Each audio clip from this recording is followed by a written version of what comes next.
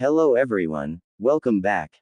Today we're starting a brand new fanfic, which is what if Naruto was banished and fell into Orochimaru's hands. Mokuton Naruto Part 1. If you enjoy this story, please like the video, subscribe, and let me know in the comments if you want a part 2. Now, let's begin the fanfic. It was a day like any other in Konoha. The sun was shining, the people of the village were walking around shopping and being happy, and the third Hokage was in his office doing paperwork. The third Hokage was a busy man, as he had to run a village, but he was still as sharp as ever. Nothing ever escaped his attention unless he allowed it to do so. So, when for the first time in nearly 3 weeks, he didn't hear the cries of a baby in his office, he was immediately on guard. Going over to the corner, he found an empty crib and he summoned his Anbu immediately. "Where is young Naruto? I left him here in my office during the council meeting, under your care Hawk," questioned Hiruzen. "Sir, you sent a letter with Serpent that you wanted Serpent to transport young Naruto to you. It was signed by you, sir. The note even had your Hokage seal on it," replied Hawk.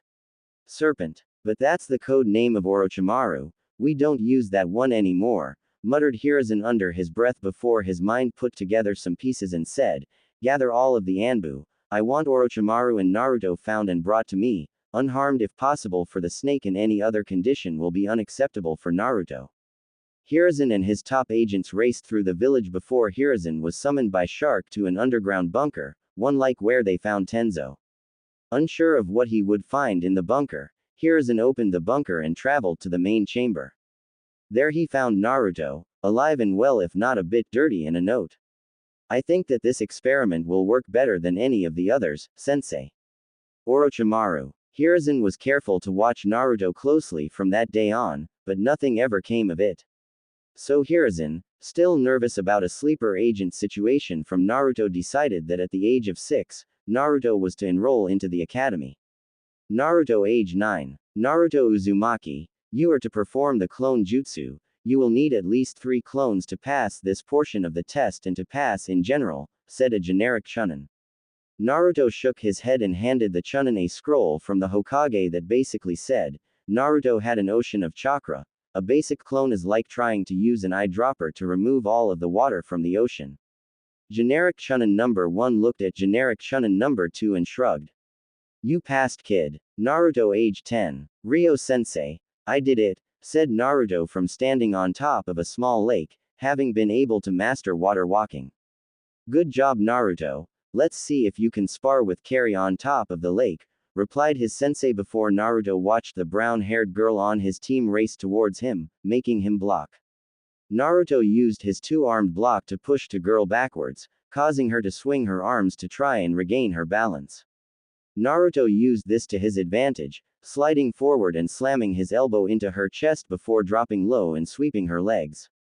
Carry fell in her butt, and when she looked up, she was greeted to the sight of Naruto's foot sending her downwards through the surface of the water. Naruto smiled and said, "Did you see that, sensei?" "I did, Naruto, but the spar isn't over," said Ryo, just in time for hands to grab Naruto's ankles and pull him underwater. Naruto age 11. I know that it's that you got bounced in the second round of the Chunin exams, Naruto. But I have faith in you and know that you will get it next time, Ryo told his blonde-haired student. Naruto nodded and said, I'm going to learn something super useful that will make sure that they never gang up on me again. Exactly, you just have to put in the work, but to be fair, you were the youngest genin in this. Don't worry, Carrie and Maro will be sure to finish what you guys started, said Ryo as he ruffled Naruto's hair. So, when can we get started? Asked Naruto. Ryo smirked and slapped a seal onto Naruto's back, causing his blonde-haired student to collapse to the ground. Right now, that seal will triple your weight. We're going to start with strength and speed training at the same time, replied Ryo. Naruto age 12. Naruto run, screamed Ryo as he stood in front of the blonde-haired genin and the rest of his squad. Listen, we don't want anyone but the blonde over there. Step aside and we'll spare you and your 2 other students, hissed one of the Hidden Rock Ninja. That isn't the Konoha way. We take care of our own, spat back Ryo before the 4 Jonin all started to launch an attack at Ryo. Ryo-sensei, no, screamed Naruto, Carrie, and Maro all at once as their sensei wasn't able to overcome the combined attack of the Rock Jonin. Ryo's head was sent flying towards his students. It flew a little over their heads before coming to a stop. Maro, being 15, was the next to push Naruto and Carrie ahead, but he too would fall not long after. His screams making Naruto sprint even faster than he thought possible. He was trying to drag Carrie with him, but she was proving to be nothing but dead weight. And because Carrie was frozen with fear when kunai made of rocks rained down on them, she too would perish to the assault of the Rock Jonin. "Please, why are you doing this?" cried Naruto. The young blonde was unable to try and process what was happening. "You can blame your scumbag father for what he did to us," spat one of the Rock Jonin. Naruto hiccuped and said, "I don't know who my father is." Another one of the Rock Jonin smirked and said, "Well, it has to be you, kid, because we figured out that bastard Flash was your father from nothing more than a glance in your direction." Naruto crawled backwards into a tree, and when he failed to move back any further, the four Jonin laughed before advancing, thinking that this was almost too easy. Naruto's heartbeat was thundering inside of his ears, his brain rattling from the force of his heartbeat in his ears. Naruto closed his eyes and waited for the sharp pain that he assumed would come with being stabbed or death. "Ah, ag!" screamed a male as he was pierced in the chest, straight through and out the back. Blood poured down his back and his life was over within seconds.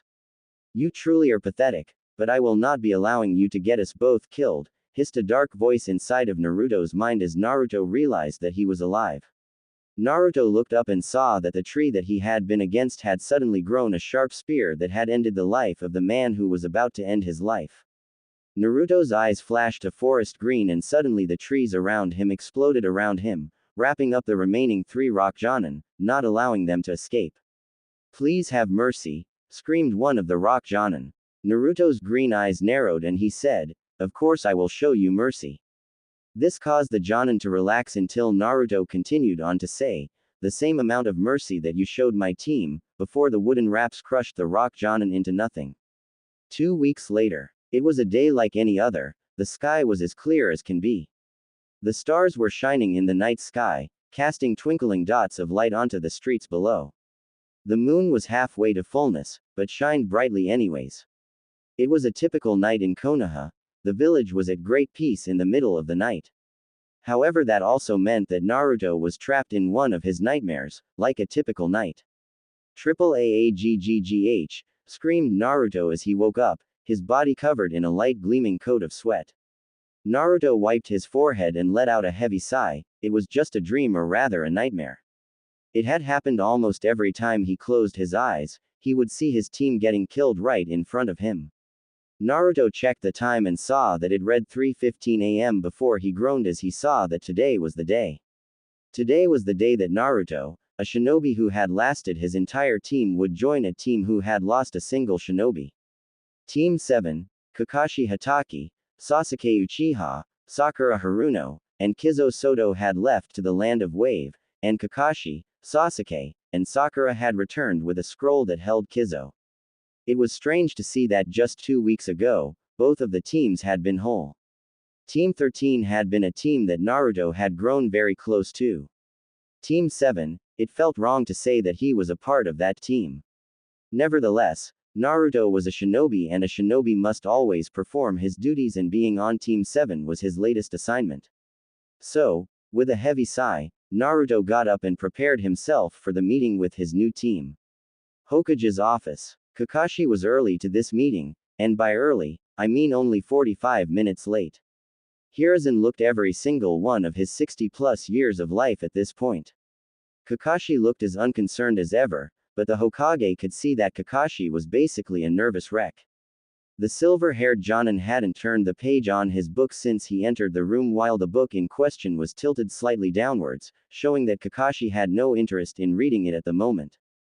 This was something that all of the other Jonin in the room had noticed as well, but nobody commented on it as this meeting was unscheduled and thus clearly a bit more important than Kakashi's ability to read porn. Now, normally we wouldn't be having this meeting without warning, but there has been a development that I felt that you would all need to know," said Hiruzen to the Jonin in the room. He had paused to gauge the response of the Jonin before continuing. "As you may have heard, Team 13 encountered a squad of shinobi from the land of Earth. Blood was spilt from both sides. The already quiet room became even more silent. The Jonin who had been out on missions were bothered at hearing the loss of one of their own.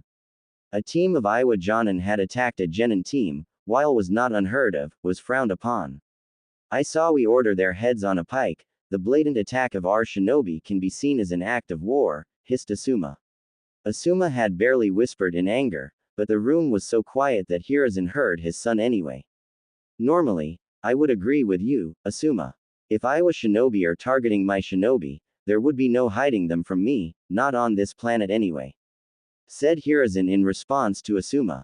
However, we will not be getting the heads of the men responsible. As these words left the third Hokage's mouth, the once quiet room exploded in anger.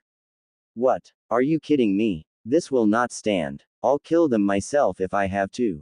Those rock-headed scum will pay for this. We cannot allow for them to slaughter entire squads. Clap. Enough. Let Lord Hokage speak, said Kakashi with an edge to his voice, and suddenly everyone in the room was reminded of just who Kakashi really was. Not an elite. He was the elite shinobi in the village. He was an Anbu captain with 0 failed mission. He was one of the 2.5 realistic options for the next Hokage, and with Jiraiya and Tsunade traveling and seemingly never in the village for one reason or another, Kakashi was the best option that the village had on hand, and the respect that he commanded in a moment like showed it. Now, I understand your anger and concerns, but you didn't let me explain myself, said Hiruzen before he pulled out a set of files that was passed around the room. The entire squad was not killed, one member survived. That's great, they can help us identify the people who did this, said Anko, her eyes showing the anger that deep within her. That will also be unnecessary, as the lone survivor didn't just survive the ordeal, they ripped the attackers apart, said Hiruzen as he gestured for everyone to open the files and see the pictures of the area and what they had found of the Iwa squad. I didn't know that Ryo was capable of something like this, said Kurenai. Yeah, I got to give it to him, he completely destroyed them, said Anko. I guess the loss of his team allowed his flames of youth to explode outwards on his enemies, said Guy at a more normal voice level. Actually, Ryo was lost in this attack along with his students, Maro and Carrie. It was the youngest of his students that survived and killed the Iwa Jonin, stated Hiruzen. You're telling us that Naruto Uzumaki did this? Asked a Hyuga Jonin. Correct, and if you look at the images in the file, what do you see that is odd? Questioned Hiruzen. In these pictures, the trees are warped. They were being controlled in some manner, almost like Lord First, said Shikaku after he took a glance at the photos. That is correct. Naruto Uzumaki has somehow awoken the Mokuton, the same as Hashirama Senju, confirmed Hiruzen. The Jonin were shocked to say the least. However, Hiruzen wasn't in the mood to deal with anything less than competent people at the moment, so he spoke again before anyone else did. Now, I have to give this exact same speech to the Civilians Council in about an hour, so I will keep this short. We have to ensure that Naruto stays loyal this village by any means necessary. If I find out that you witnessed any type of mistreatment of Naruto, I will personally kill you myself. We cannot afford to lose the potential second coming of Hashirama because you have some personal hatred for the fox sealed into the young Uzumaki. The calm and passive way that Hiruzen mentioned killing them, caused many of the Jonin to shrink. Hiruzen Sarutobi was not still Hokage because he liked doing the paperwork, it is because he was still the god of shinobi. Now get out there, and I hope that you take what was said here to heart before I have to put a kunai through yours. Now everyone but Kakashi and Tenzo, get out of my office, said the legendary shinobi. Training Ground 7. Sasuke had arrived early, and not just the standard, 1 hour before Kakashi arrived, early, but before the sun even rose, early. It had been a terrible couple of weeks for the raven-haired Uchiha, the trip to the land of waves had eaten on his mind. It was like he decided that their clan didn't need to exist anymore. It was like that genjutsu that he had put him in. Every time Sasuke closed his eyes, he could see himself inside that prison of crystal mirrors, the fake hunter ninja, and Kizo throwing himself in front of him. Sasuke punched the wood post again and again. His hands had long since bruised and were turning a horrible shade of red. Sasuke blinked and Kizo's blank eyes were staring back him. Take care of Sakura for me. Those were the final words that Kizo had spoken before the needles that had pierced through his stomach ended his life. It was a simple request really. Sasuke didn't magically fall in love with Sakura or anything. He was willing to admit that she had matured since the passing of Kizo, even if it was a slow process. Her once long flowing hair was not chopped short to her shoulders. Her self-imposed diet was no longer a thing. She was eating like someone who was training 3 to 4 hours per day, 5 days a week. If you keep this up, you'll be forced to redo the tape on that broken hand, called out a voice behind the Uchiha. Sasuke didn't need to turn around know who the voice belonged to. I can always get my hand healed, I need to get stronger. But at what cost? Your health, whispered the voice. Sasuke snarled and his normal onyx eyes turned into a crimson and black pattern, his Sharingan flaring to life with his spike in anger. Kizo, shut the hell up, hissed Sasuke, the whispering voice of his teammate getting on his nerves. However, when Sasuke whirled around to tell off his teammate, he was met with nothing but an empty training. It was all in my head, I am losing myself, thought the Uchiha as he clenched his hands into fists, which was not a good idea. With a soft tisk, the bone in his right hand broken from the combination of his squeezing of his hand and the beating that it had just taken from his training. Looking up and seeing the sun rising slowly over the tree line, Sasuke knew that he had about 4 hours before Kakashi would show up and their training would start. With the knowledge of his time limit, Sasuke ed up the pain and began his march to the hospital. He had to get his hand fixed or Kakashi would target it exclusively in their daily spar. And it was as Sasuke left the training grounds that he could basically feel Kizo looking at his back, shaking his head as if to say, I gave my life for you to act like this. I will be better Kizo, said Sasuke, mostly to himself, but also with the briefest hope that Kizo could hear it from the other side. It was hours later when Sakura showed up to the training ground. She saw Sasuke basically glaring a wooden post, his right hand covered in bandages that had red spots on them. You overdid it again, stated Sakura. There was no question in what she said, she knew it to be true. Sasuke was a workout warrior, it was something that everyone knew about him since the time that he was 8. Hell, it was how he managed to avoid Itachi during the slaughtering of the Uchiha clan, he had been out late training. Nothing that couldn't be healed, replied Sasuke as he refused to meet her eyes, slightly ashamed about hurting himself. Well, if you say so, but it wouldn't make me go any easier on you in the spar later today, said the voice of their sensei off to the side of them. Kakashi looked like he normally did, unimpressed and uninterested.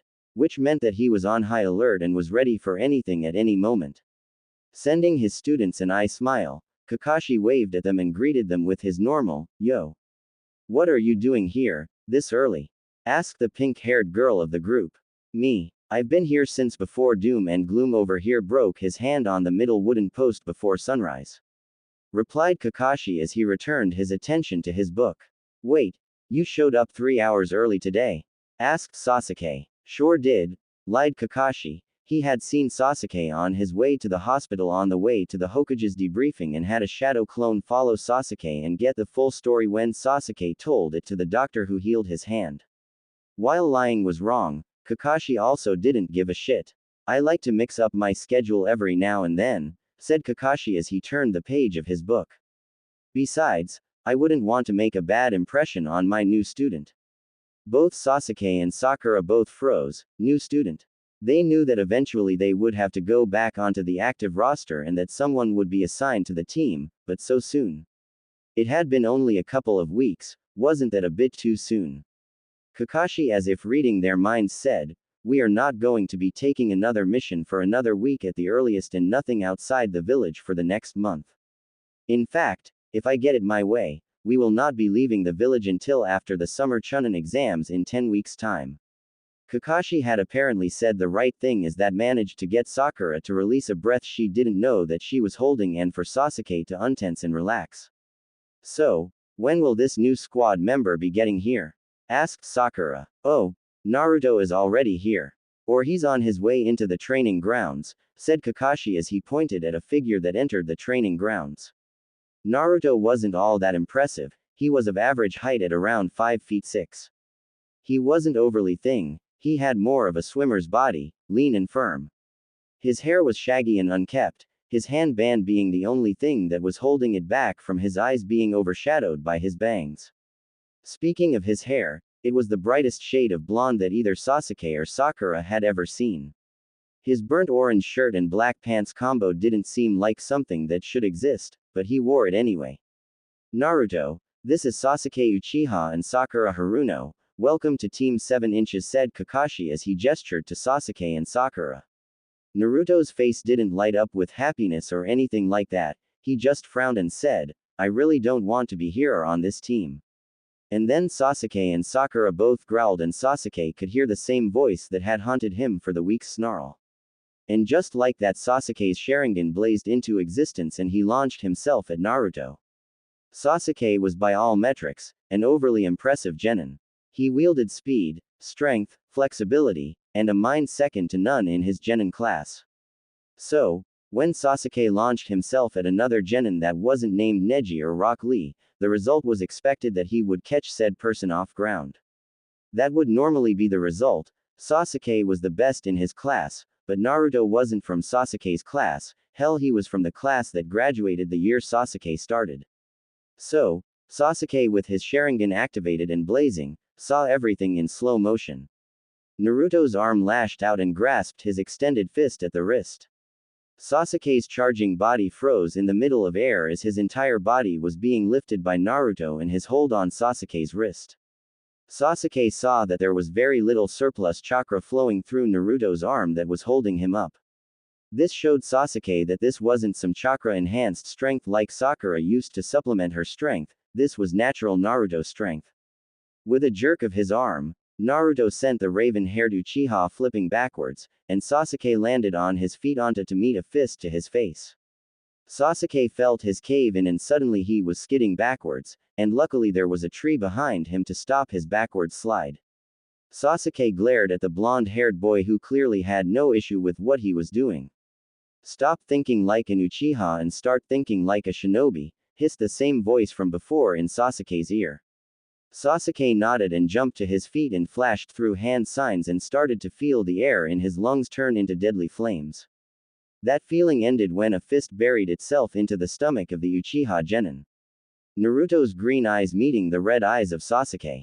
Sasuke collapsed against the tree behind him before he disappeared in a blurry explosion of smoke. Naruto felt the wind along his back change and leaned forward to allow Sasuke and his kunai miss behind him. Sasuke's eyes were spinning, and although he didn't know it, his right Sharingan changed from a single tomo to a dual tomo like his left eye. What Sasuke did notice was that Naruto was suddenly a lot slower. Naruto was just as surprised as Sasuke was when instead of his hammer-like blow hitting Sasuke in the face again, Sasuke managed to twist and avoid it. Don't let the blonde take you out of your rhythm, press him, whispered the voice, causing Sasuke to visually nod to the voice in his head. Sasuke used the spin to get around Naruto and was prepared to stab his kunai into the back of the blonde-haired genin when a grip much tighter than Naruto's appeared on his hand and he looked up to see the steel-gray eye of Kakashi staring at him with anger greater than Sasuke thought possible. Enough. If you want to put that much energy into fighting, you can spar with me at full strength after we finish our missions today, said Kakashi, his tone showing that any hint of not immediately agreeing would result in the breaking off of his foot in Sasuke's. Turning to Naruto, Sasuke and Kakashi both watched as the green in his eyes melted away, leaving a pair of cold blue eyes staring back at them. Naruto, you on the other hand will be hanging back after our missions are done no matter of how you feel, stated Kakashi, leaving no room for an argument. Both genin boys nodded, understanding that Kakashi was being serious. Kakashi released Sasuke and stepped back, taking a single glance to see that Sakura was spooked by the ease in which Sasuke attacked Naruto and how easily Naruto gave in and attacked Sasuke back. Now, I do believe that we have actual training that requires our attention, let's go, said Kakashi as he turned and started making his way toward his own self-given mission, getting these brats to get along, knowing that his students wouldn't be dumb enough to anger him again so quickly. In the land of Earth. Bartender, I will take another one, called out a beautiful blonde woman, her hair pulled back into twin pigtails. Her green jacket left untied, showing her plain gray shirt underneath and a sizable amount of cleavage. My lady, I do not think is the best place to be at the moment, we really should keep moving, warned a less curvy black-haired woman who wore a blue robe that was tied firmly closed. In her arms was a small pink pig that was wearing pearls. Shizune, you need to loosen up a little, we don't have anywhere to be anytime soon, replied the blonde as the bartender came over and placed another bottle of sake in front of the blonde. What is the rush, Shizune? Said a voice, one that both ladies knew. They turned to see a tall man with white hair, his eyes oddly serious, nor were they wondering over their bodies. What do you Jiraiya? Asked the blonde woman, her face twisted into one of annoyance. Well Tsunade, I was told by sensei to find you and have you take a look at something for us, replied Jiraiya. Tsunade groaned and said, I am not returning to the village to take a look at anything, so you can off. That is no necessary princess, I have brought the report to you as well as a sample for Shizune or yourself to test to verify the report, said the pervert as he pulled twin scrolls out of a pocket and handed one to Tsunade and one to Shizune. You have the report and Shizune has the blood to verify the test, continued the hermit as he sat down and ordered himself something to drink.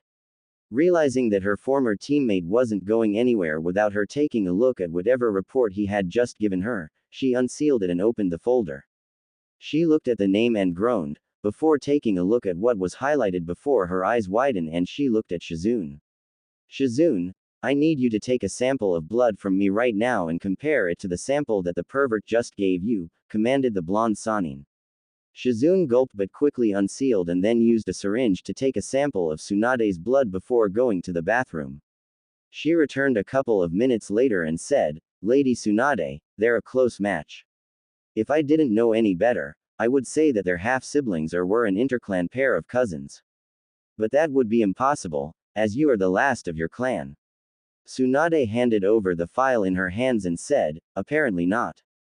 Shizune took it and started to read through it, and the blonde turned back to her ex-teammate. So, why did you bring this to my attention? She asked him. Because I see no reason not to let one of the loneliest people in the world know that they have a family member out there, replied the white-haired sage before he slammed back a saucer of sake and smiled. Tsunade groaned and slammed her head onto the table and said, the goddamn exams, when are they? 45 days. Shizune, let's go, we have to prepare to make a journey in 45 days. Where are we going, Lady Tsunade? Ag. We are going back to Konoha. 43 days later. Welcome to the third round of the Chunin exams, said an exam protector, a man with pale skin who wore the standard Konoha Jonin uniform. Unfortunately, it seems that too many teams passed this time around. So, there will be preliminary round before the last stage of the Chunin exams. Unfortunately, due to the writing staff's laziness, only main characters will get fight. Sasuke versus that one guy who could drain chakra. Sasuke wasn't ready to fight, he was tried, he was hungry, he had next to no chakra left. Oh, and some snake guy had put this curse mark thing on him and any hint of chakra made it pulse and eat at his already empty reserves even faster than it already was. But he couldn't afford to quit now, how else would he get strong enough to defeat him? If I see even the slightest spreading of that hickey, I'm going to stop the fight, whispered Kakashi before he disappeared. Sasuke tried to process what he was just told, so he missed the beginning of the match starting. It was only due to his instincts that he avoided the blitz from his opponent. Ducking under a glowing hand, Sasuke was quick to jump back and hissed as the mark on his neck throbbed at the mere presence of chakra being near it. Pain raced up and down the Uchiha's back as he struggled to keep the mark suppressed. His struggle was his opponent's gain as he attacked again, this time his chakra-covered hand clipping Sasuke on the shoulder, causing the Uchiha to let out a massive scream of pain, his body spasming as it felt the curse mark flare up again. Sasuke felt a burning sensation coming up from his stomach and did what any true shinobi would do in the middle of a fight, turned and faced his opponent. Pure liquid nastiness erupted from Sasuke's mouth and hit the older Konoha teenager that he was fighting directly in the face. Sasuke took a deep breath and rushed forward. A hard jab to the throat and kick to the back placed the older shinobi in his position of defeat. Placing a kunai at the base of the older Konoha shinobi's neck, Sasuke was declared the winner before he was whisked away Kakashi. Shino vs. Zaku. Shino was every bit as cold as his personality said he was. He was in control the entire time. Zaku had managed to come to this round with a messed up arm. Something Shino had zero issue taking advantage of. Shino attacked with taijutsu over and over again. Partly so that his opponent wouldn't be able to use that wind sound jutsu that Shino had been warned about. The other reason so that he could place his bugs on the sound ninja. As his partners drained his enemy of chakra, Shino pushed his opponent into a corner, so Zaku tried to push back. The result was death as Shino had his partners march their way into the brain of Zaku and poison him. Shino wins fatality. Kankuro's opponent quit so Kankuro wins, but not really. Sakura vs. Ino. Sakura didn't say anything, she didn't need to. Kakashi and Naruto both gave her a nod that she returned and she jumped down to the ground. Ino frowned and took the stairs. That wasn't very ladylike, Sakura, taunted the blonde useless girl. Sakura again said nothing, she didn't need to, she was above this. She was above Ino in general, to be honest. The match begun and neither girl made a move, but finally after a moment, Ino rushed forward. The blonde-haired girl was determined to end this as fast as possible, but she was sadly mistaken in her hopes. Ino launched a normal punch at her pink-haired counterpart, a punch stronger than any that she had ever thrown in all of her time in the academy. A punch that Sakura caught easily and used to pull Ino closer before smashing her knee into the very tender ribs of the blonde girl. Ino felt the wind be knocked out of her before she was slugged in the face, the force sending her backwards. Ino felt her fly progressed stopped, unfortunately it was by Sakura using her as a ball as she punted the blonde girl away. Ino used this kick to roll back onto her feet and realized that despite the massive blows that she had taken, her body didn't have the damage that she should have. Kai. Ino released herself from the genjutsu, only to actually take a punch to the face. Tisk. To think that you didn't realize that you were in a genjutsu from the beginning, have you improved at all in the last 6 months? Asked Sakura as she tightened her gloves, flicking the blood from Ino's nose off of them. Please, you are exactly the same as I am. Isn't that right? I mean 3 genin made their way to the land of wave and only 2 of them came back alive. Did you even do anything there besides getting your teammate killed? Spat Ino. Sakura growled before she exploded into Sakura petals and Ino braced herself for a physical assault. It never came, there was no genjutsu blows, no rocking punches or monstrous kicks. No, in a blur that only the best genin in the room were able to see, Sakura buried a kunai up to the hilt into the stomach of Ino. Ino coughed up blood and fell onto her back. Sakura turned to the protoctor and said, I would call the match before she bleeds out and causes someone to have to clean up her useless body and blood. Sakura wins brutally. Temari vs. Kin, the girl Shikamaru fought in canon. Have you ever seen a tiny dog try to fight a giant dog? It is just outmatched in every way. Well, it was even worse in the Temari vs. generic sound cannon fodder that was Kin. So Kin tried to use genjutsu like Sakura, but Temari was bathed in stupid and immediately realized it and unleashed a burst of chakra. The blonde shinobi followed that up by blasting the sound girl with wave after wave of wind blasts. At one point, Naruto started keeping out count of how many times Kin was blasted into the air and almost hit the ground only for Temari to blast her back into the air. The combo got all the way up to 27 before the ref decided enough was enough. He had already lost his bet of 20 and wanted to save some face. So he called the match. Tenten vs Shikamaru. Shikamaru didn't want to fight this girl who was clearly more athletic, stronger, faster, with a year more of experience. She was probably going to push the pedal to the metal, but his teammate had already been embarrassed, and Asuma basically demanded that he go out there and do his best. So from the moment that he touched down on the ground, Shikamaru was thinking, his mind rushing ahead of Tenten's movements. The Nara genin started dodging from the moment that the match began, as Tenten started the barrage. Eventually, she summoned these twin scrolls and unleashed even more weapons to throw at Shikamaru, who realized that she had wires tied to them. He was about to do what almost every Nara was trained to do since birth. Turn his opponent's biggest strength into their biggest weakness or into their very defeat. As Tenten rose into the air to reload and relaunch her weapons, she suddenly found that she was frozen. Shikamaru's shadow was connected to hers. The pineapple-haired Nara smirked and the match was over. The reason that you even started reading this story, Naruto. Naruto looked up at the board and saw his name as well as this Kiba person's name. Naruto jumped down and saw the genin from the clan of dog users standing on the ground, clearly excited by his chances against our blonde hero. Look, we got ourselves a no-name here, don't we boy? Kiba chimed to his canine partner.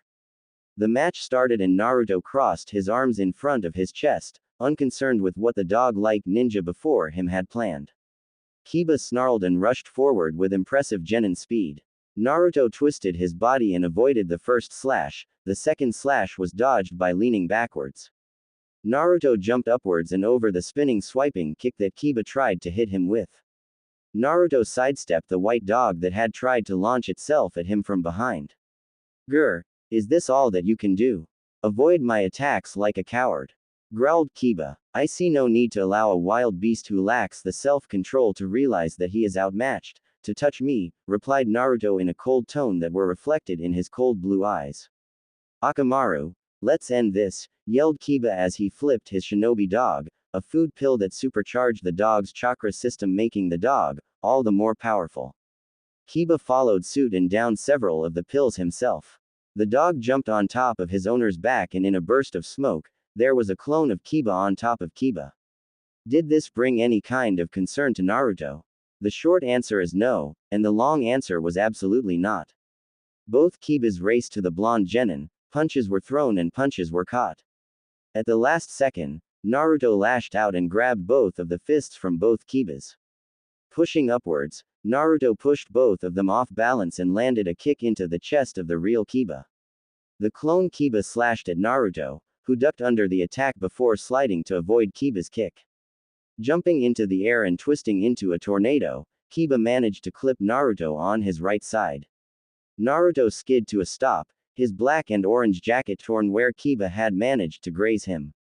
These clothes are too expensive to keep replacing, groaned Naruto as he removed his jacket and pulled his shirt off as well.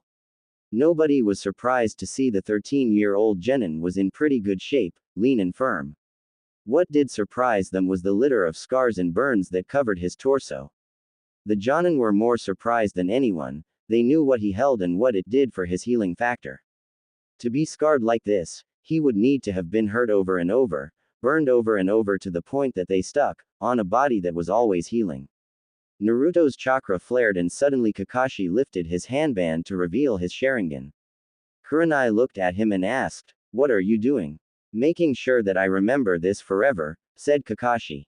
"You know, I wanted to take this easy, but you've forced my hand," said Naruto as he disappeared in a yellow blur before Kiba was suddenly unconscious and the clone Kiba poofed back into his dog form. Winner: Naruto Uzumaki. Neji vs Hinata. Neji and Hinata may have used a technique called the gentle fist, but Neji showed that it was deadly when he tore Hinata apart with his attacks, leaving her on the floor, barely alive. Gaara vs Dosu. Dosu tried to use his sound attacks, Gaara tried to use his sand attacks. The sound attacks failed to do anything to Gaara. Gaara's sand attacks crushed Dosu into a red puddle. Rock Lee vs Choji. Choji learned that turning into a ball was a serious mistake against a man who was clearly faster and stronger. Rock Lee kicked Choji around for a bit before the match was called. The large snake hissed at Naruto before it launched itself at the blonde shinobi, forcing him to leap from one tree branch to another. He could hear the sounds of fighting coming from his left, where Sasuke and Sakura were. Flashing through hand signs, Naruto's chakra flared and his eyes turned a forest green color.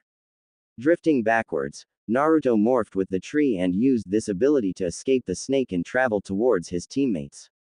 Popping out of the tree close to Sakura, Naruto was greeted to the sight of a slightly beat-up panting Sakura who was preparing some kind of kunai trap. When he looked up and further, he could see Sasuke attempting to fight some really pale person with long black hair. "You finish up what you are working on here, I am going to help Sasuke out," said Naruto before he jumped up and raced toward the fighting. Stopping just short of them, Naruto formed the ram sign and unleashed his chakra. Not some of it, not half of it, not most of it, all of it. The trees around him seemed to perk up, the leaves that were damaged or destroyed during the fight were reborn in a perfect green. Naruto's eyes didn't just flare forest green, they became forest green. Whoever Sasuke was fighting didn't seem all that fazed, they seemed excited and pleased more than anything. Ah, the little experiment that could, I was wondering where you were at, said the person in definitely male voice, but it was almost hiss-like. That was the last thing he said before he attacked Naruto. Naruto woke up, gasping for air, his heart racing. That damn nightmare again, thought Naruto as he climbed out of his bed. They had passed through the forest of death in 3 days, but even during the 2 days of rest that they were granted before the round ended, the nightmares had come. Orochimaru. They had fought him, or at least they had tried to. He had destroyed them, toyed with them. He allowed them to launch their best attacks, only to brush them aside to show them how useless their efforts had been. And that mark that he had left on Sasuke, it seemed to limit his use of chakra or taint any that he used. Shaking his head, Naruto checked the clock and saw that it was 2:13 a.m., the perfect time to go training if you were Naruto, Rock Lee, or Guy. So, Naruto didn't bother changing out of his sleepwear, he slept in old training clothes. He slipped on a pair of shinobi combat sandals before he quietly slipped out of his apartment and his apartment building before making his way to Training Ground 7. Upon arriving, he started stretching before beginning his run, never noticing that a pair of eyes were following him around Training Ground. With Hiruzen, if you were the most famous shinobi alive at the moment, you could still get nervous. Hiruzen was nervous, he had not seen his female student in almost 15 years, not since that tragic day on the battlefield. Hiruzen had been quite close to not only his students but their loved ones as well. So when he learned that Tsunade's brother Naoki had fallen in battle, he damn near ended the war himself in his rage. He had not been around when Dan had fallen, or he might have helped Minato finish the war in a single day. There was a knock on his office door and he responded with, "Come in," as he rose from his seat and turned to overlook the village. He didn't want to give away his excitement at seeing his students after so long.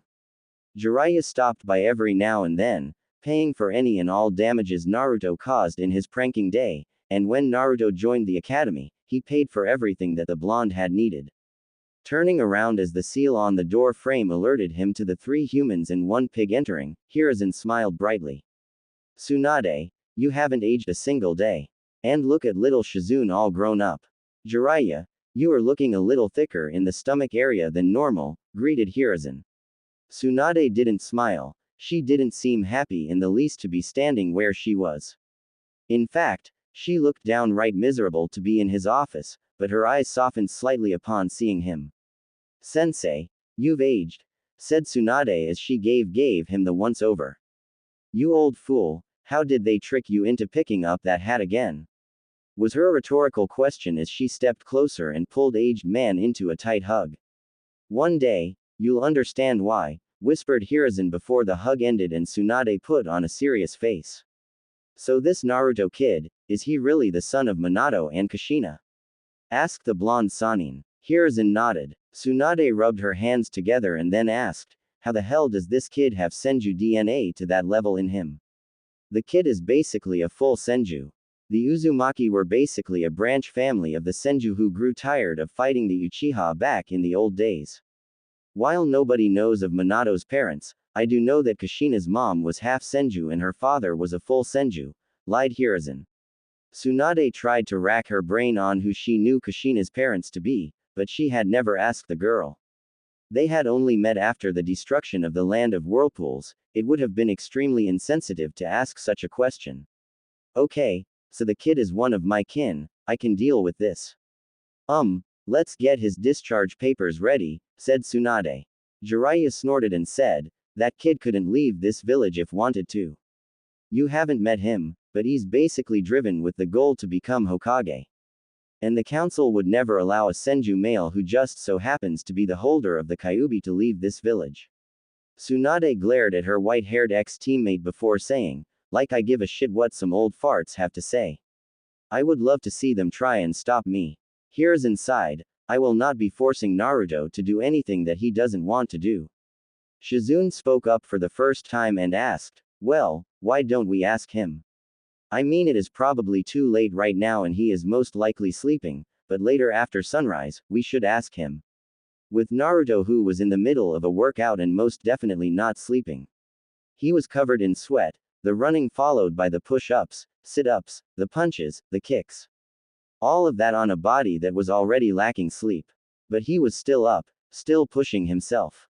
Naruto, run! Screamed Ryo as he stood in front of the blonde-haired genin and the rest of his squad. He would never allow anyone to stand in front of him and die. He had been so weak then, but he was stronger now. Naruto squeezed his fist in and didn't notice the chakra that leaked out body in anger. His blue eyes flashed green as the trees around the training ground shook as furiously as his anger. You can come out. I felt you lean against the tree almost an hour ago, called out Naruto, aware of the foreign shinobi who had been watching the beginning of the training. A female came out of hiding, the sand shinobi, Temari. If you knew that I was there, why did you not do anything about it? She asked. At first, I wasn't sure of why you were here. But then as you just stood there, I realized that it didn't matter. This is just physical condition training. I'm sure that you do the same thing, replied our blonde leaf ninja before he dropped to the ground sitting on his butt. Temari hesitated for a moment, but she decided that there was no harm or foul in sitting down, before plopping down on the ground herself. Why are you out here so late? Asked the sand female, her hair moving slightly with the cool summer night breeze. I have issues sleeping, replied Naruto. Temari nodded. I know what that's like, my younger brother Gaara has the same issue. Naruto nodded and asked her the same question. I am feeling a little homesick. Being in this village is so different from being home. We've already been here for about 10 days and I already feel the need to feel sand under my feet and smell the desert lilies that would be blooming at this time of the year, she replied honestly. Naruto tried to rack his brain for anything that he knew about the desert lily.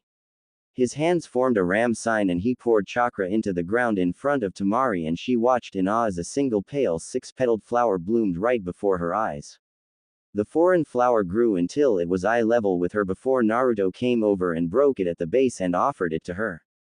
It probably isn't of the same quality as it would be if it grew back in Suna, but I haven't been there in almost 3 years, said Naruto as Temari took the flower out of his hand. Thank you. No problem, replied Naruto before he yawned and said, I'm going back to bed, got a team meeting at 7 a.m.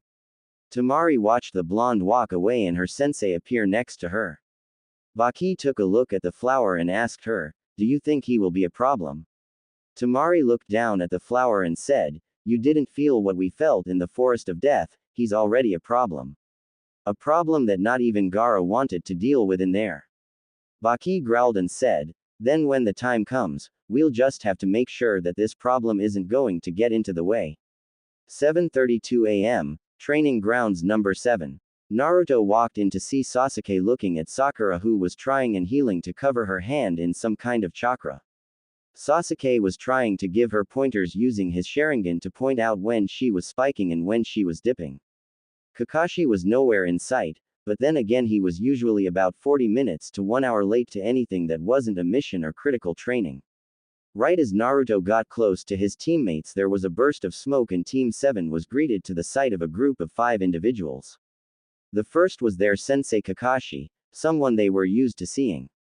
Standing behind their sensei was a taller man with white hair that flowed down his back in a ponytail. He wore a reed vest over a green robe. There was a beautiful blonde woman who wore a green sweater over her gray blouse that was held closed by navy blue sash, she also a blue pair of pants and black high heels. There was a black-haired pale-skinned woman who wore a full-body black robe and was holding the last being of the group, a pig that wore a vest and pearls. Sorry that I'm late, I was going to make something up when I ran into some people that I knew and lost track of time, said Kakashi as he rubbed the back of his head. Huh, I didn't think that you had any friends Kakashi, stated Naruto as he eyed the people behind his silver-haired instructor. Ouch, right in the kidney, Naruto. No, these are some of the people that I have known the longest. This is Lord Jiraiya, the Toad Sage. He was the one who taught my sensei.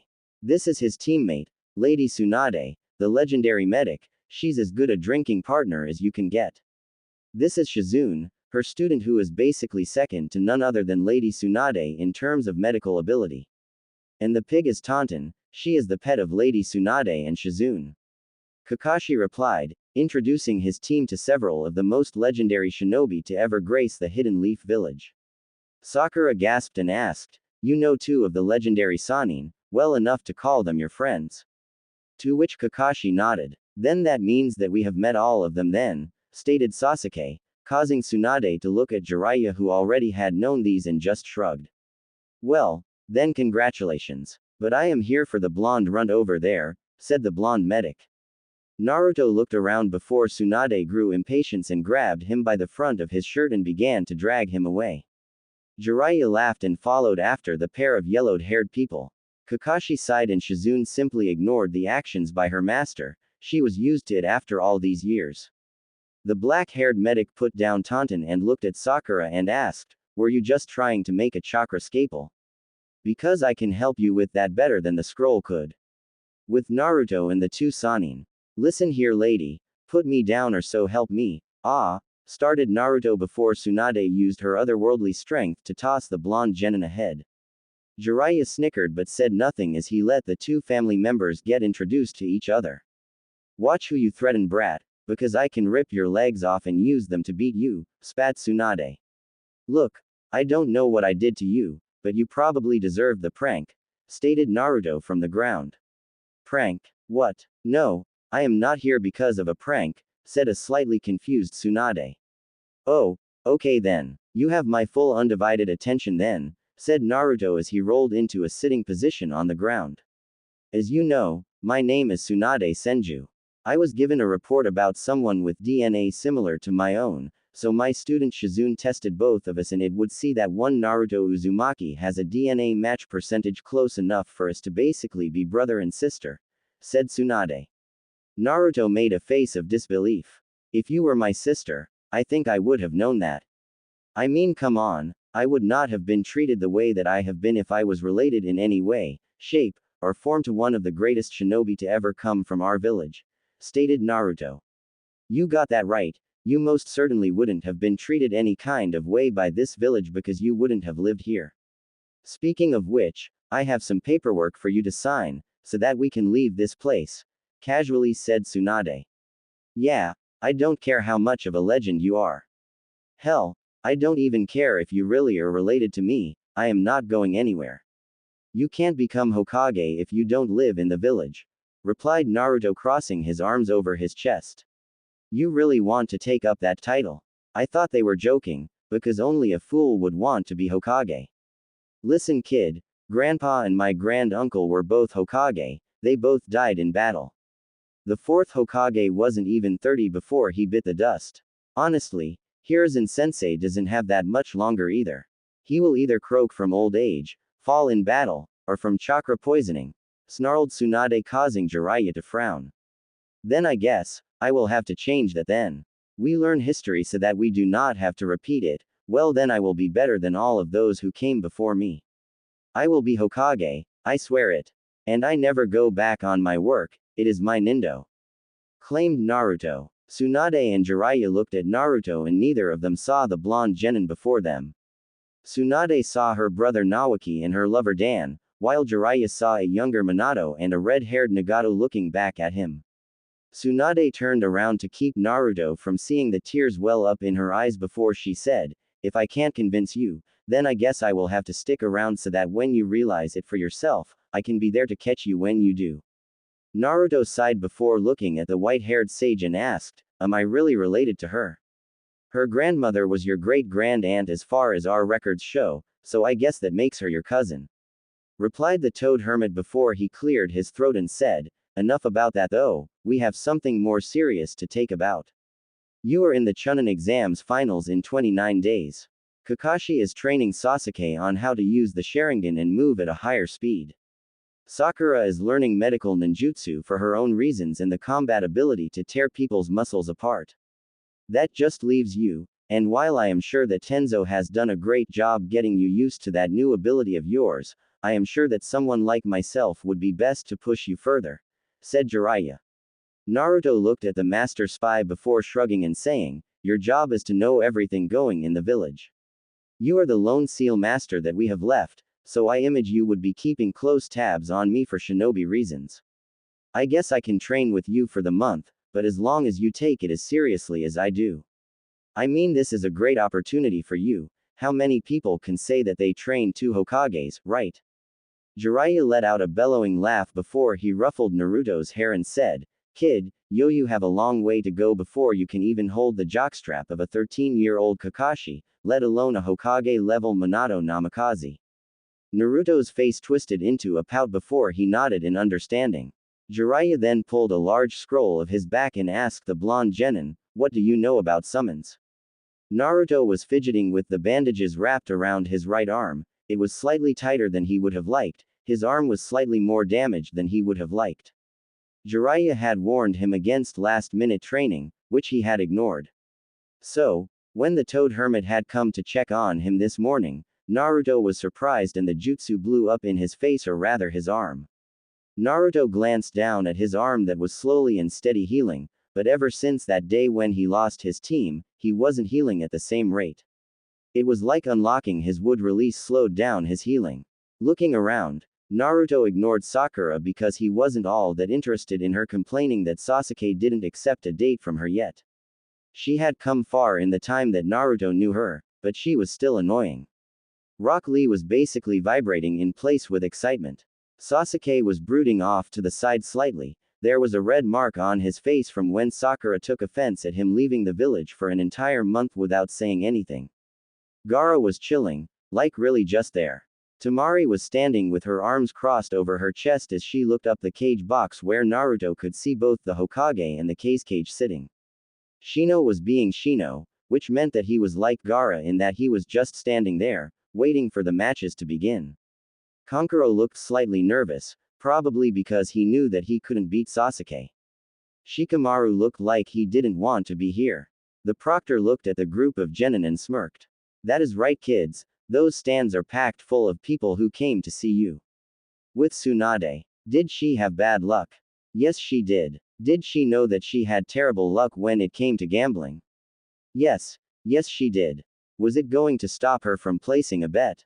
Absolutely not. I want to put down 50,000 ryo on the blonde boy down there, Naruto, said Tsunade as she talked to the tournament bookie. Ma'am, that kid has 8-to-1 odds to win. Your money would be safer placed on Sasuke Uchiha as he is the overall favorite to win the tournament. Following him is Neji Hyuga, Gaara of the Sand, Rock Lee, and Temari of the Sand.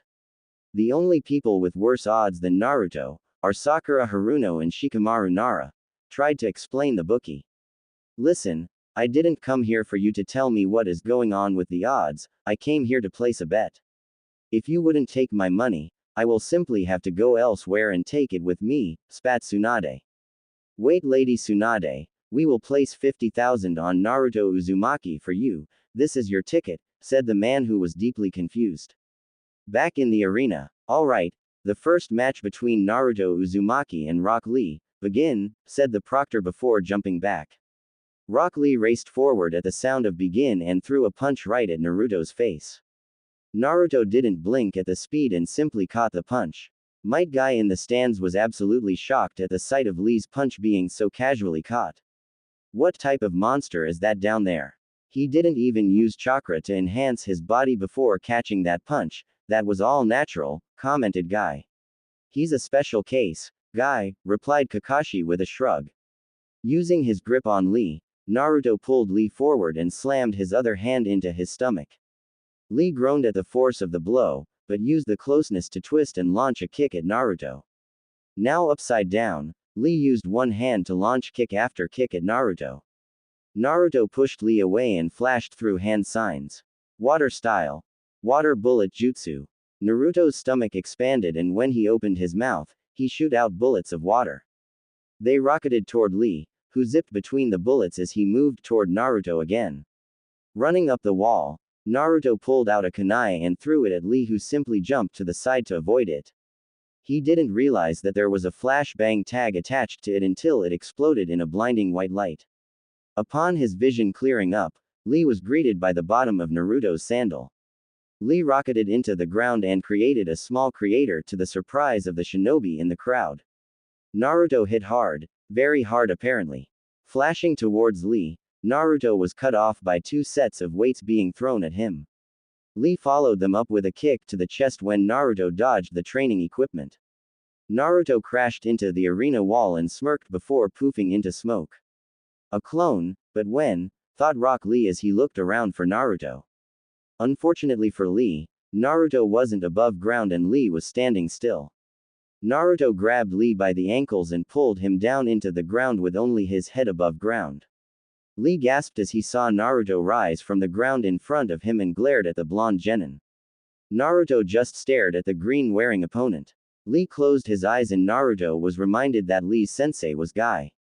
He could probably open a gate or two, something Naruto wasn't that interested in facing in the first round.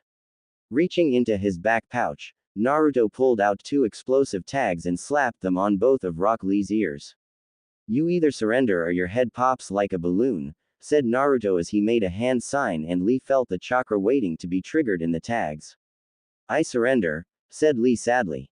"With the cages. You have quite the impressive group of genin," commented the Cage. "The future is bright here in Konoha, that much is certain," replied Hiruzen. With Tsunade, she had money signs in her eyes. Naruto had just knocked the person with the 5 best odds to win it all. It all made sense, she just had to bet on family and the bad luck from both of them would cancel each other out. Back in the arena, the second fight between Neji Hyuga and Gaara of the Sand, "Begin," said the proctor before jumped back. Neji activated his Byakugan and saw the chakra flowing through Gaara. It looked toxic. The flow was irregular and with random bursts coming from his stomach area that was clearly messing with the flow and control of his chakra. Gaara didn't move but his chakra did. It flowed into the massive gourd on his back and suddenly sand exploded out of it and rushed at Neji. Neji spun around the lashing out sand and tapped it with his gentle fist. The sand fell apart and Neji couldn't hear what Gaara muttered, but it didn't sound good. Killing intent started coming out of Gaara in waves and Neji gulped as the bursts of chakra in Gaara's body became more and more frequent. "You took mother away from me," snarled Gaara as his chakra output levels climbed higher and higher. All around Neji, he could see the sandy ground reacting to the chakra of Gaara. He wasn't just controlling the sand in his gourd now. He was controlling all of the sand in the arena. The sand circled him, tightening with every rotation around him. Thinking quickly, Neji started spinning used his rotation jutsu to blow away the sand. Using the spin, Neji jumped onto the wall of the arena and looked down at Gaara. Gaara raised his hand the sand branched off into and attacked him from different angles. Using a kunai, Neji sliced his way through the sand before jumping onto another limb of sand and using it to jump at Gaara. Hoping to one-shot the sand genin, Neji tried to slam a gentle fist-powered palm into the chest of Gaara. His hopes were dashed as the gourd on Gaara's back dissolved into sand and formed a small shield in front of his chest. Neji struck the sand shield and the middle was blown away. The rest of the sand shield, however, was still intact and Gaara used it to wrap around Neji's right arm that had been extended. Sand coffin. Gaara barely had to whisper the words before Neji felt the sand tighten slightly before it suddenly crushed his arm like a person would a soft drink can. Neji screamed as he felt the bones in his right arm break in pieces. With the last bit of his strength, he spun to use rotation once more and blasted all of the sand and Gaara away from him. Panting, Neji looked down at his right arm that was completely useless from the elbow down. The pain was so great that he couldn't keep his Byakugan activated. Without his all-seeing eyes, his vision was swimming from the situation that he found himself in. "Remember Neji, we all have a role to play in life.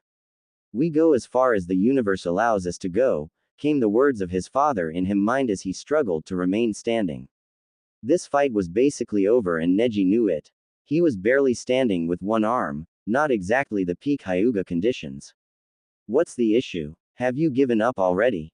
I've already offered your blood to mother and she did not find it pleasing," said Gaara in a monotone voice despite the look of pure insanity on his face. Neji took a deep breath and pulled out a roll of bandages. He wrapped his right arm to his body and slid into a stance. Blinking, his Byakugan was activated again and Gaara chuckled lightly before the sand rose to his bidding again. Neji slashed his left hand out and his gentle fist tore the sand apart before he spun and used rotation to blow the rest away. That is what we are taught to believe, Neji, but that is not what I believe. A tiny 5-year-old Neji had a look of shock on his face. His forehead wrapped in bandages as the curse mark of the Hyuga clan had recently been placed on him. Really? Then what do you believe, father? Asked Neji timidly, unsure of what his father would say, unsure of what to believe in. His father smiled brightly and said, the Hyuga clan is set in their ways, but I believe that despite everything they would have you believe, we set our own paths into the world. You create your own future based on what you decide. Well, father, let's put that theory to the test today, thought Neji as he continued to dance around the endless waves of sand. His only having one working arm was slowly turning against his favor, the sand slowly gaining an edge with every renewed attack. Finally, the sand caught his ankle and pulled him off his feet and into the air before slamming him into the ground. I guess there is no fighting fate, father. At least I will see you soon, thought Neji as a massive wave of sand was set to come crashing down on him. And with that, Neji closed his eyes. Boom. Much to his surprise, Neji was not in the afterworld, he was still among the living. Standing above him was Naruto, his right hand unwrapped from the bandages that had been covering it. Connected to his hand was an earth wall that had stopped the sand from killing him. Glancing back at Neji, Naruto's suddenly green eyes were seeming piercing Neji's soul. If you could stand up now and go get that arm checked it out. You are disqualified because I saved you, the match is over. A medic ninja appeared next to Neji and suddenly they were both gone. Naruto let the wall drop and found that the sand was no longer there. Gaara stood, looking like he had before the match. Not a single hair out of place. You stopped mother from getting what she demanded, his blood. But now, she isn't crying for his blood, she is craving yours, said Gaara. Naruto smirked and said, I guess you can try to get it for her in our match then. With Tsunade. Tsunade was equally happy and angry. Naruto was clearly the strongest genin on the floor down there. He stopped that wave of sand without issue. He was also fast enough to get there. So far, Naruto had shown the same earth and water natures that the Senju were famous for. She was angry because these quote-unquote medics weren't allowing her to simply fix Neji's arm. She was here, she was willing to fix it. Why couldn't these people pull their heads out of theirs and let her do what she was famous for? Temari vs Shino matches beginning in 30 seconds, came the announcement over the PA system causing Tsunade to fume. Listen, you let me heal that kid or I will break your arm and let you heal it yourself, snarled Tsunade. Back on the arena floor, Shino and Temari simply stared at each other, the match having started seconds ago. Shino felt his glasses fall forward slightly with the breeze that passed by, and that was the sign that he was waiting for. Unleashing a swarm of his bugs, he substituted himself into the trees off to the side. Temari swung her fan off her back and completely open in one motion before unleashing her wind jutsu that tore right through Shino's bugs. Shino growled at the loss of those in his colony before he sent some to burrow underground.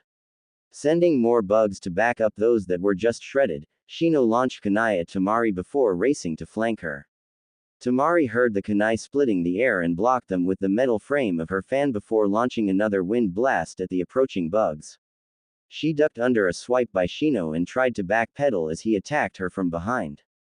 Shino continued to press his attack, not allowing Temari, who seemed more comfortable with a long-distance fight, to set her feet. Finally Temari jumped onto the arena wall and started spinning. Shino could only watch in horror as a tornado was generated before his very eyes. Raising his hand, Shino turned to the proctor and said, I give up. It makes little sense to risk more of my colony against someone who has a clear advantage against my style of attack. The proctor nodded and said, Winner, Temari. Temari let out a sigh and allowed her chakra to end the tornado that she had made. Looking up at the crowd, the proctor said, the next match will be Kankuro vs Sasuke Uchiha. Proctor, I quit, said Kankuro immediately, causing the crowd to boo him. Fine, Sakura Haruno vs Shikamaru Nara, announced the proctor. Sakura jumped down and after getting a helping hand from Naruto, Shikamaru made his way via air travel to the arena as well.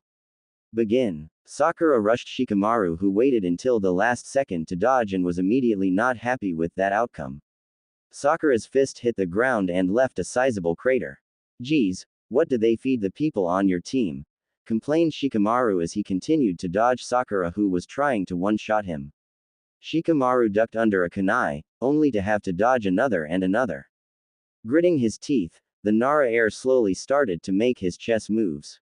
He slowly pushed Sakura back into the left side of the arena, the side that was covered in shade by the sun. His shadow caught Sakura as soon as she reached behind her back. Forcing her to drop whatever she was holding, Shikamaru wasn't caught off surprise when there was several explosions all around the arena, all of them around him but none close enough to cause him any damage. I noticed what you were doing with the kunai. You set up several locations that were just riddled with explosive tags, but I saw it. Now surrender, said Shikamaru as he had switched his shuriken pouch to his left thigh for these exams and pulled out his deadly metal stars while Sakura only simulated pulling something out. I give, said Sakura. Winner Shikamaru Nara, announced the proctor before in a wave of sand. Gaara was on the arena floor looking up at the contestant box. I guess the match is going to start immediately, said the proctor when he turned to tell Gaara that there was supposed to be a break between rounds. But Gaara Glare had him gesturing for Naruto to come down for his match against Gaara. Shikamaru and Sakura was ushered off the field as the earth rose up and created a doorway, and out walked Naruto, looking as confident as everyone had ever seen him. Naruto vs Gaara, begin. Sand exploded out of the gourd on Gaara's back and launched itself at Naruto. Naruto didn't move and let the sand surround him.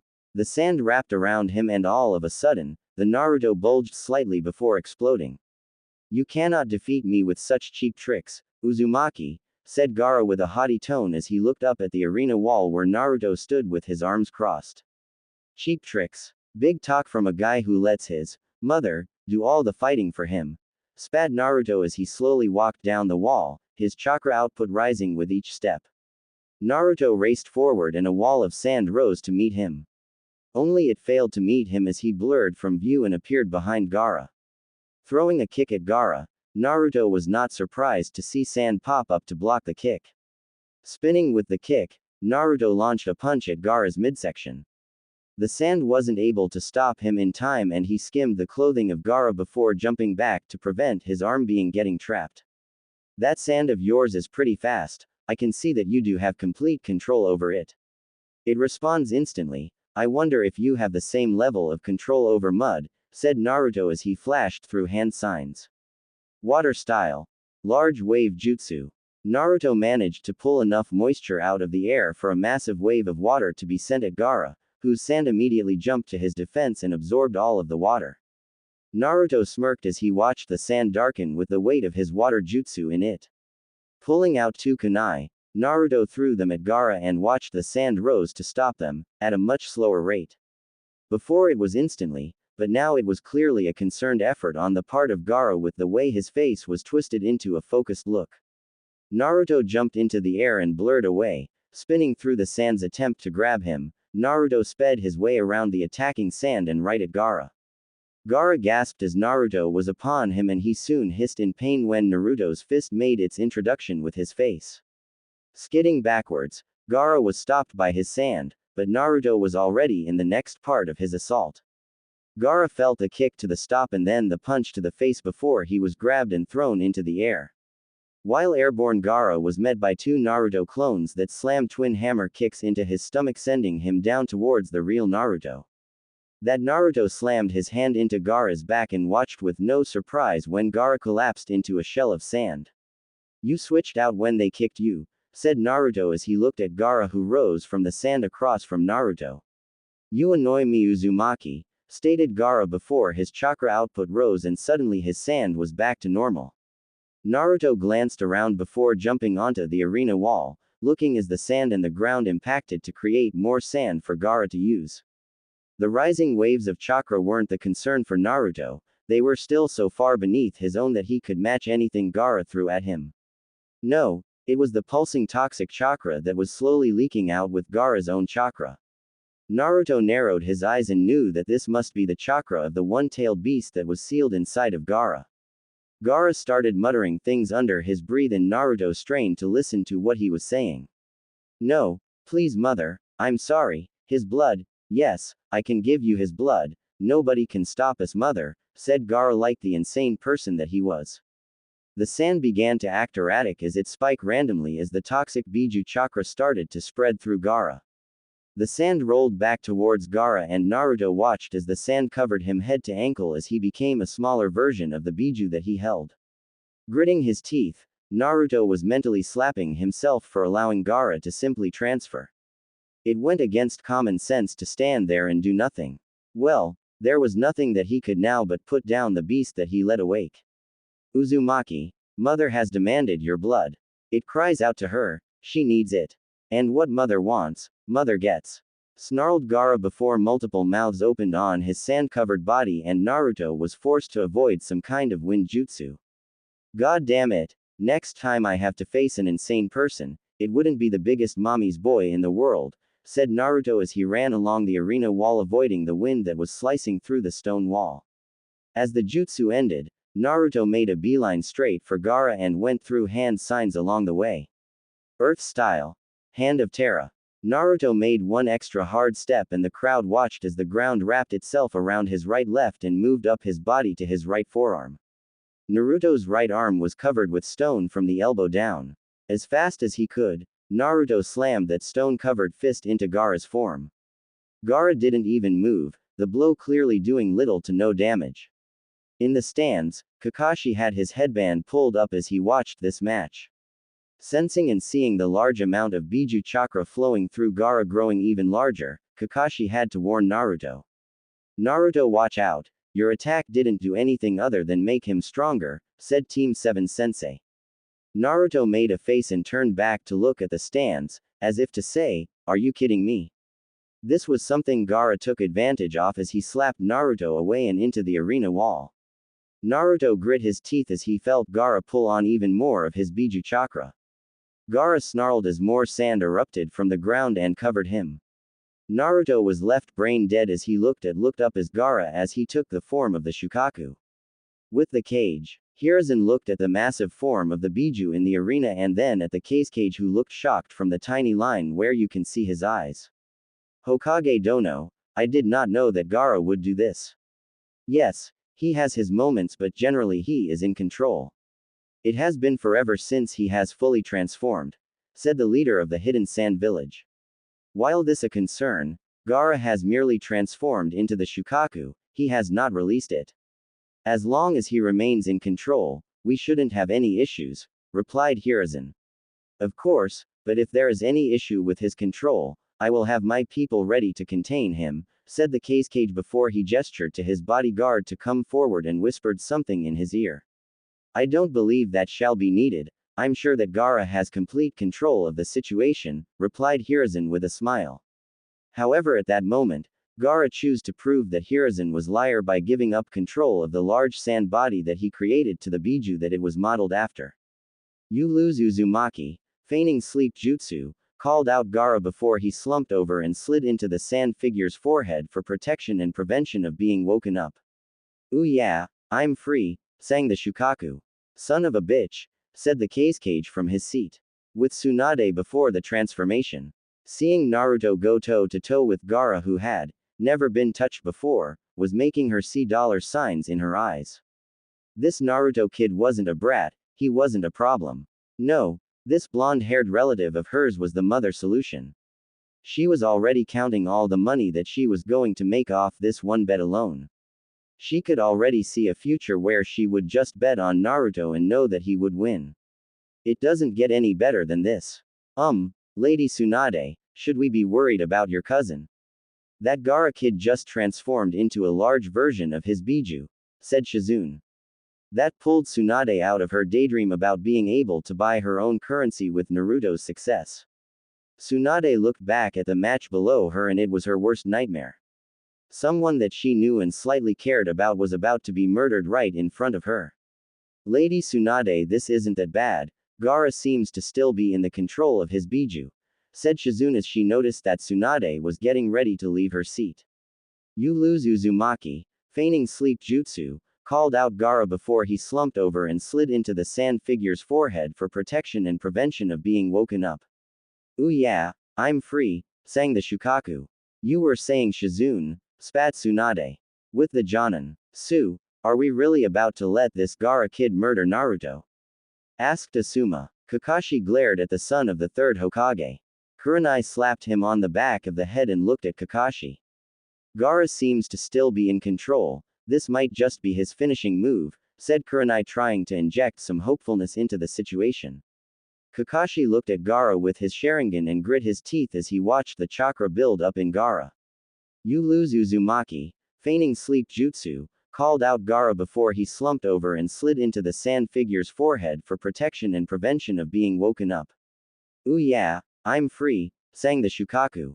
Kakashi turned and glared at Kurenai. Maybe this is his finishing move, you say.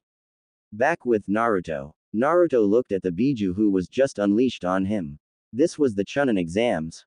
Regular Naruto versus a Biju. But despite all of this, the human versus a force of nature situation. Naruto was not nervous, he was determined to finish this match. Looky here, is that Kurama I sense in there? Asked Shukaku. Naruto shrugged and immediately was forced to dodge a massive sandy foot that threatened to crush him. Rushing up the arena wall, Naruto zigzagged the attacks of sand sent at him by the Biju. Getting to the top of the wall, Naruto jumped into the air and went through hand signs. Wind style. Human cyclone jutsu. Naruto spun and a mini tornado formed around him as he went crashing through the middle of Shukaku. He tore through the sand demon and landed on the opposing arena wall. Shukaku laughed as he took no damage and the sandy ground rose to fill in the hole left by Naruto. You brat, I will show you, spat Shukaku as he sent a massive wave of sand at Naruto from all directions. Naruto made a single ram sign and his chakra exploded outwards, pushing the sand back for a moment. One that Naruto used to his advantage. Wood style. Wood restraint jutsu. Naruto pushed forward his left hand with his right hand gripping his wrist. Strips of wood exploded from his hand and wrapped around the Biju. Naruto's eyes glowed a strong forest green as he made eye contact with Shukaku.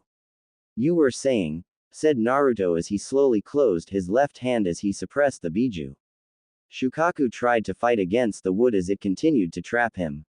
He looked at Naruto and he saw a shadow of a dark-skinned man in red armor. Naruto slammed his fist closed and suddenly the sand figure of Shukaku crumbled and the wood was left with a grip on Gaara. Mother is gone, can't hear her, panted Gaara before he collapsed to the hold of the wood unconscious. Winner Naruto Uzumaki, said the proctor. Naruto looked down at Gaara and had the wood bring the knocked-out genin to him. He grabbed him in his hands and carried him to the contestant box. He walked right up to Temari and wordlessly handed Gaara to his sister. And for the first time, Naruto noticed that Temari had the desert flower that had gave her, tucked into one of the buns of her hair. Naruto turned his back and smiled to himself. The Kazekage sat beside the Hokage, his eyes wide with surprise. The blonde kid was still alive, he wasn't a stain on the sand floor. It is quite the different set of results than he was expecting. The expected result was the blonde brat being turned into paste and Orochimaru and him jumping the old cage beside him when the old man became enraged. Instead, one of the best trump cards that the sand had was knocked out before the attack even started. You seem shocked, Lord Kazekage, stated Hiruzen. I was not prepared to see what I thought was a one-of-a-kind wood release used so causally by a kid. You really do have a strong crop of genin this time around, Lord Hokage, replied the Kazekage. It is the way that the world works, the next generation is always destined to surpass the one that came before it. I am just glad that I've been around long enough to see it myself, commented Hiruzen, his eyes taking on a faraway look. With Kakashi and the other Jonin sensei. What the hell do you feed your team, Kakashi? Asked Asuma. You know this and that, answered Kakashi, his signature book nowhere to be found. I had heard that the legendary wood release was unbelievably powerful, but to end a fight against a Biju with a single technique, it is unstated how powerful it really was, commented Kurenai. It just goes to show how and why the first Hokage was known as the god of the shinobi world. Young Naruto has not fully mastered the power yet, but when he does, we might be looking at another legend in the making, stated a serious guy. None of the other Jonin really could argue, another coming of their legendary first Hokage. It was almost exactly what they needed to make sure that the Hidden Leaf Village stood on top of the shinobi world. With the Genin and Tsunade in the stands, Ino had wide eyes, Hinata's mouth was still slightly agape, Kiba was growling angrily. Tenten was looking on with narrowed eyes while Choji tried to make heads or tails of what just happened. Tsunade, who was looked on with a hint of pride on her face, so he decided to use it. Tenten looked at Tsunade and asked, "You knew that Naruto could do that, Lady Tsunade?" "I was aware that my brat of a cousin down there was capable of the wood release, but to think that he has come so far in the last couple of months with it. Grandfather was faster with it, he didn't need words or hand signs.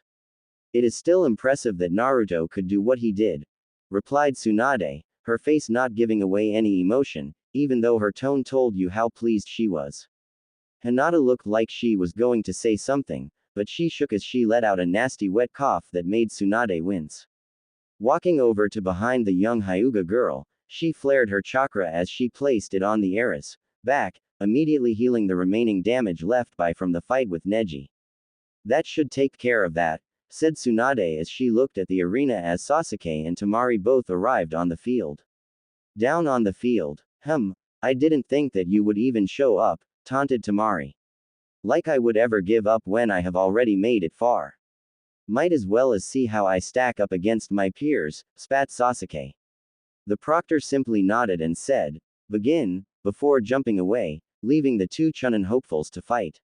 Sasuke tried to race forward, hoping to end the fight as soon as Temari countered by flipping her fan open and blasting a tornado at Sasuke. Sasuke jumped up, before forced to substitute with a leaf to avoid the follow-up kunia that were sent his way. Landing at the ground, Sasuke grit his teeth. She is extremely fast, pulling out her fan and attacking with it. Fire should be able to beat her little wind attacks, thought Sasuke as he started to flash through hand signs. Sasuke raced out from behind his tree hiding space and rushed at Temari again. She noticed and prepared to unleash another high-powered wind jutsu at him, only for him to smile. She realized that something was up when instead of Sasuke dodging, he took the attack head-on with a smirk. The hurricane-strength winds hit Sasuke, only for him to explode in a burst of flames. The flames raced back towards Temari, forcing her to open her fan up all the way before slamming it into the ground in front her body and started channeling chakra into it, the 100% metal fan protecting her from most of the heat as the flames washed over her position. The crowd gasped at the thought of see the blonde-haired girl burnt to a crisp. Sasuke dropped from his spot hidden in the trees, huffing. "That better have worked. The fire clones take over half of my chakra per clone. I am closer to empty than halfway at this point," thought the raven-haired boy.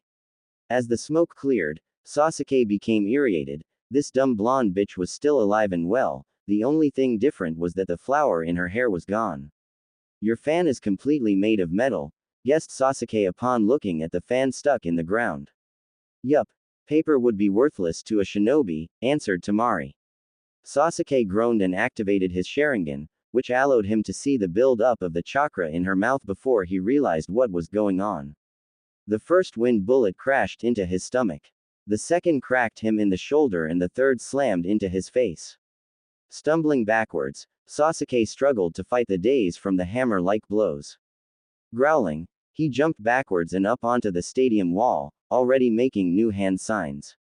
Temari watched his hand start to glow bright red as if it was being heated up. Flames coated his hand and Sasuke looked right at her. The red eyes of his clan spinning as he locked onto her. She sent 3 waves of wind blasts at him, only to her horror, Sasuke slashed his flame-coated hand through the wind attack. "I give up," said Temari, as Sasuke got within 10 feet of her. Sasuke gasped as he struggled to stop, only for the vice-like grip of the proctor to stop him from running through the foreign blonde genin through, his wrist feeling like it would break any second from how tight the man's grip was. He released Sasuke and said, "Sasuke Uchiha wins, there will be a 15 minutes break between this round and the finals. We have a 3-way match between Naruto Uzumaki, Sasuke Uchiha, and Shikamaru Nara." Sasuke huffed as he walked away, making his way back to the contestants' booth. "That was quite the showing, Sasuke," gushed Sakura. "Thanks," said Sasuke. "Sasuke, You would have failed had you tried to hit her with that technique, the voice of his former teammate whispered in his ear. Sasuke ignored the voice of Kizo in the back of his mind. He had been trying to ignore it for months. Sometimes it was successful and other times it was the source of his anger and bad mood. That jutsu you used, Sasuke, it would have backfired on you. Your chakra was starting to unravel towards the end. You would have burned yourself if it had hit anything, stated Shino. It is not quite complete yet, muttered Sasuke, annoyed that others seemed to realize that he didn't have control of the technique. Complete or not, it seemed powerful, said Naruto, his arms crossed over his chest. You've created your own original technique. Not many people can say that, let alone the Chunin tournament runner-up. You seem so sure of yourself, Naruto, countered Sasuke. You and Shikamaru are good genin, but this is not a contest that I will be holding back in. Sasuke, I will come at you with the intent to put you down. If you feel like getting back up, I will simply put you back down but harder, replied Naruto. You may have gotten the better of me in our first spar in meeting Naruto, but I will show you the true might of the Uchiha clan, snarled Sasuke, his anger showing in his Sharingan spinning into existence. You know, I could always win the fight, guys, added in Shikamaru. Naruto smiled, one that didn't reach his eyes. I didn't know that Naruto had a sense of humor. Naruto turned his back to the two other fighters, walking away as unconcerned as one could be. He's different, much colder than he used to be, stated Shikamaru as they watched Naruto leave. You know him? Asked Sakura. He graduated several years before us. Yeah, Naruto was in our class when we had Hogade's class. We were about 8 or 9 years old. One day he just stops coming to class. Turns out that he was pushed for an early graduation. I don't remember what exactly other than one day about 4 months ago, my dad came home and said Naruto was important to the village and if I ever saw anyone giving him a hard time over anything to report it, explained Shikamaru. My mom gave me a similar speech, added Sakura. My father also provided the same advice. I would say TGHAT logically, it would be the legendary and fabled wood release that he possesses. That would make him related to the first Hokage in some way, a surviving Senju heir. Said Shino. Makes sense, nodded Sakura.